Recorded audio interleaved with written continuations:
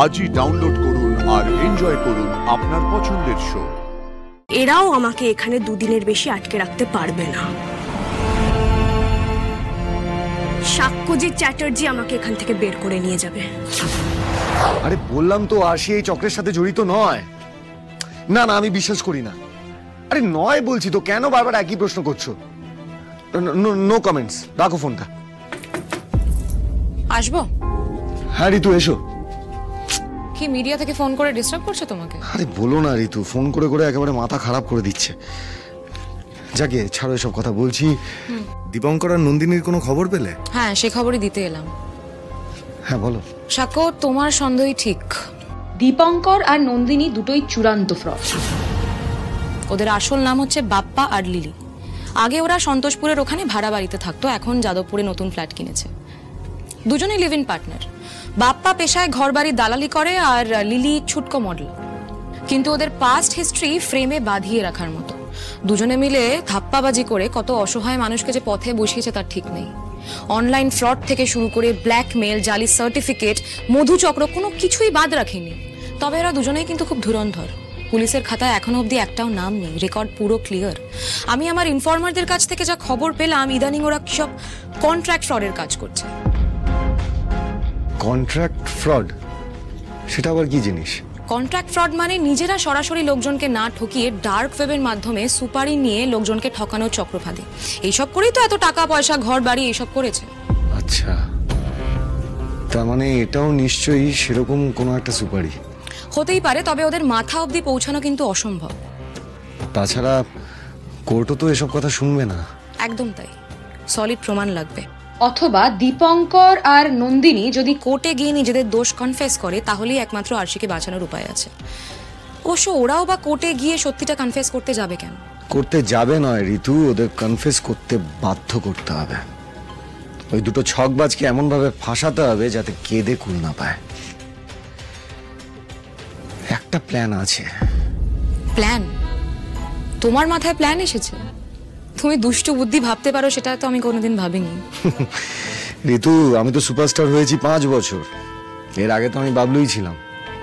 আমাদের club team কি কি কাণ্ড করতে পারতো তুমি ভাবতেও পারবে না। চলো, তোমাকে দেখাচ্ছি আমি। কোথায় যাব? আরে গেলেই দেখতে পাবে। আচ্ছা, তুমি একটা কাজ করো, তুমি নিচে ওয়েট করো, আমি কিছুক্ষণ পরেই আসছি। ঠিক আছে, ওকে।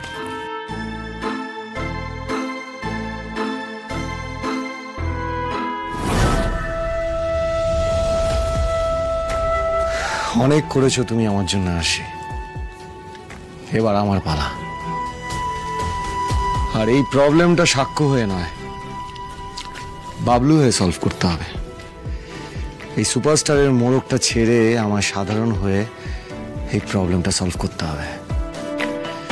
ভেতরের বাবলুর স্পার্কটা আমাকে বের করতে হবে। আর তার জন্য এই আউটফিটটা আমাকে পড়তে হবে। দেখি এটা কোনো কাজে আসে কিনা।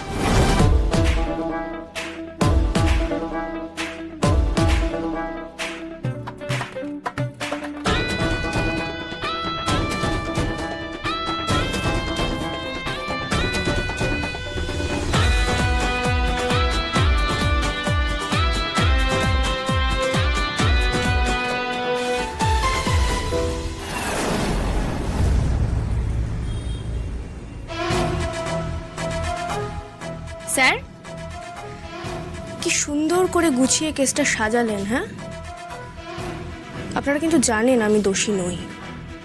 আসল দোষীদের খুঁজে বের করার জন্য কোর্ট কিন্তু আপনাদের 3 দিন সময় দিয়েছে, কিন্তু আপনারা কিচ্ছু করছেন না। সেই আমাকেই টার্গেট করে বসে আছেন। আপনি পুলিশকে কাজ শেখাচ্ছেন। আপনি যে এখনো নিজের পায়ে দাঁড়িয়ে আছেন, এটাই আপনার কপাল অনেক ভালো। হ্যাঁ হ্যাঁ হ্যাঁ, সে তো অবশ্যই স্যার। আপনি পুলিশ, আপনার কত ক্ষমতা, চাইলেই আপনি অনেক কিছু করতে পারেন। আমি কে? আমার কতটুকুই বা ক্ষমতা, তার উপর আমি আবার গারদের এপারে। আমার তো কথা বলাই সাজে না।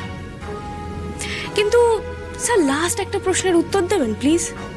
বলুন না স্যার, ওইখানে অশ্লীল ছবির শুটিং হচ্ছিল, সেই খবরটা আপনি পেলেন কোথা থেকে? সিরিয়াল সিনেমা মিলে কলকাতায় কত কত শুটিং হয় প্রত্যেক দিন, তার মধ্যে ঠিক ওইখানে ওই জায়গায় ওই ঘরেই অশ্লীল সিনেমার শুটিং হচ্ছিল, সেটা এতটা শিওর হলেন কি করে আপনি? একদম ফোর্স নিয়ে চলে গেলেন।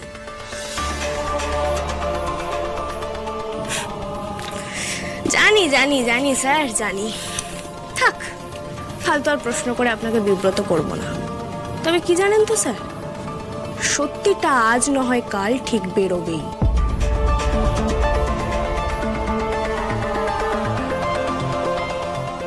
সত্যিটা ঠিক ছাই চাপা আগুনের মতো স্যার, যতই নেভানোর চেষ্টা হোক না কেন ও তলায় তলায় ঠিক ঠিক ঠিক করে জ্বলবে। স্যার আসবো?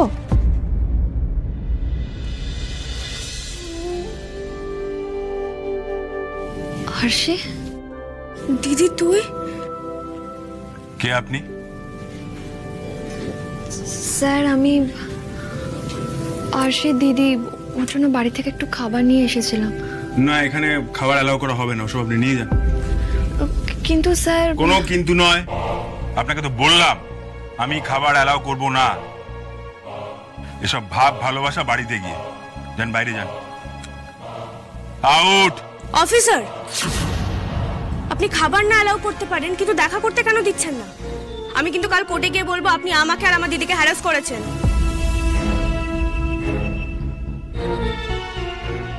দিদি আয়।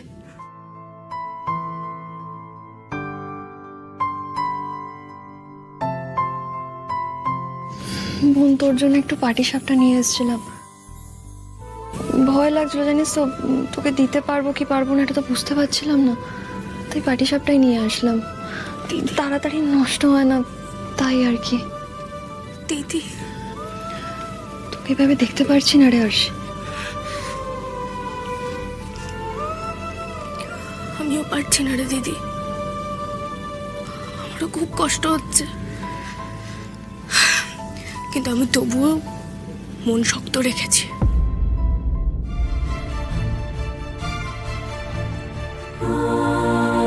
আমাকে তুই 2 দিন দে দিদি, আমি এই লকআপ থেকেও বেরোবো আর তোর হাতের বানানো পাটিসাপটাও খাবো বাড়ি গিয়ে।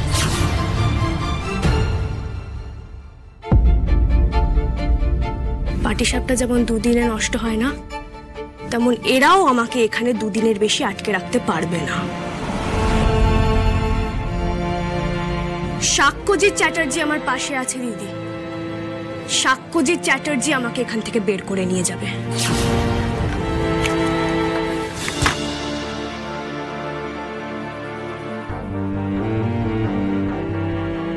আরশি, তুই খুব লাকি জানিস যে সাক্ষ্যদার মতন একজন মানুষকে তোর পাশে পেয়েছিস। বিপদে দেখ তোর সঙ্গে সবসময় রয়েছে। সাক্ষ্যদা তোকে খুব ভালোবাসে জানিস, না হলে ওর মতো এত বড় মাপের মানুষ তোকে ছাড়ানোর জন্য এরকম দৌড়দৌড়ি করে?